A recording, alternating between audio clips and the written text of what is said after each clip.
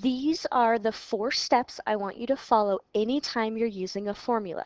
Today we're going to look at how to do this with circles, but this will apply for any figure, whether you're doing area or volume or surface area. I always want you to use these 4 steps. Step 1 is simply just to copy the formula that you're using. A lot of times students start their calculations without the formula and then they end up forgetting a step. So I want you to copy down the formula before you do anything else. Then on step 2 is where you're going to plug in your measurements. So if you know the radius, you can plug in the number you have for the radius. If you need the diameter, or if you need 3.14 in place of pi, any measurement that you need to substitute in, you're going to do on step 2. Step 3 is where you start doing the calculation. So multiplying or dividing or squaring items, whatever your formula tells you to do. Then on step 4, you need to check your units. Remember, if you have perimeter or circumference, you need linear units. Any type of area, you need square units, and any type of volume is going to be cubic units. Let's look at an example of how I want your work to look. So we have a circle with a radius of 3 inches, and we need to find the circumference and area. Let's start with the area. Okay, step 1, write down the formula. So we see that area equals pi times radius squared. Then on step 2 is where we're going to plug in any of the numbers we know.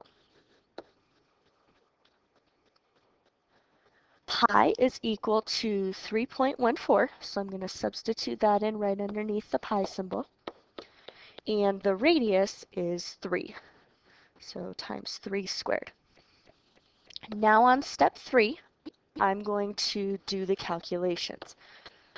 Always do your exponents first. 3 squared means 3 times 3, and 3 times 3 is 9. So I need to do 3.14 times 9. We can do that off to the side or below the problem.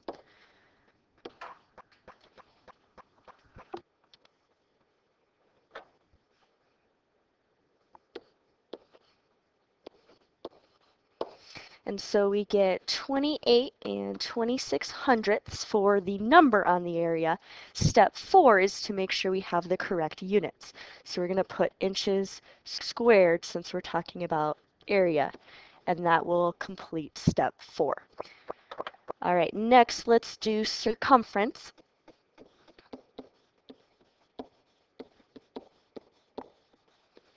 And we have 2 formulas to choose from. We can either do 2 times pi times radius, or we can do pi times diameter. Since we know the radius, I'm going to use the first one that has an r in it for radius. So circumference equals 2 times pi times radius. All right, step 2, plug in the measurements. 2 just stays as 2.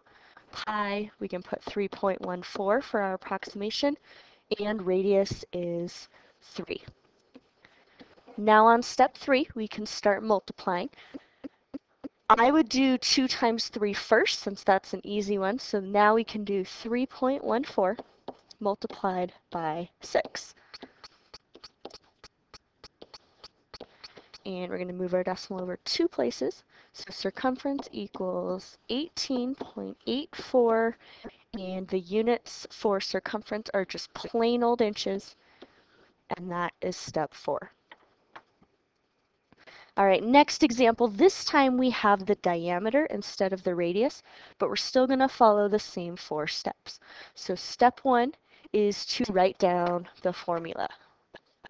We'll do area first. Area equals pi r squared. Step 2, plug in what we know. 3.14 times.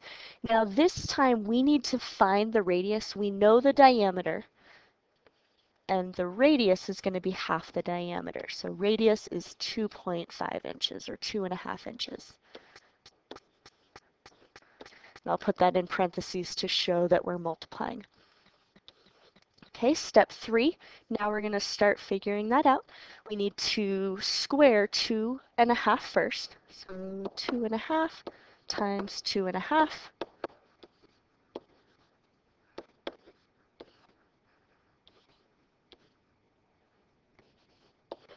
And when we add those up and move our decimal point, we're going to get 6.25.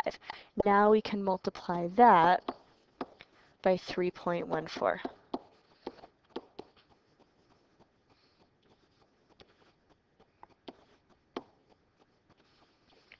0 for a placeholder. Now 2 zeros for placeholders.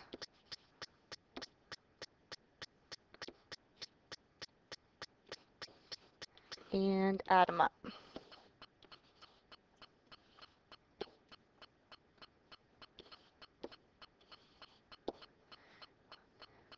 Move it over 4 places, so we get an area of 19.625, and step 4 is inches squared.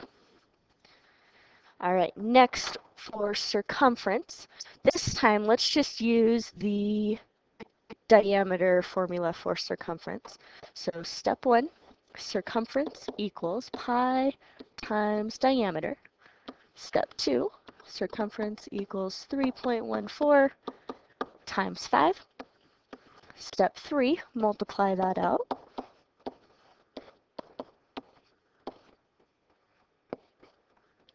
Move the decimal point over 2 places, so circumference equals 15.7 inches.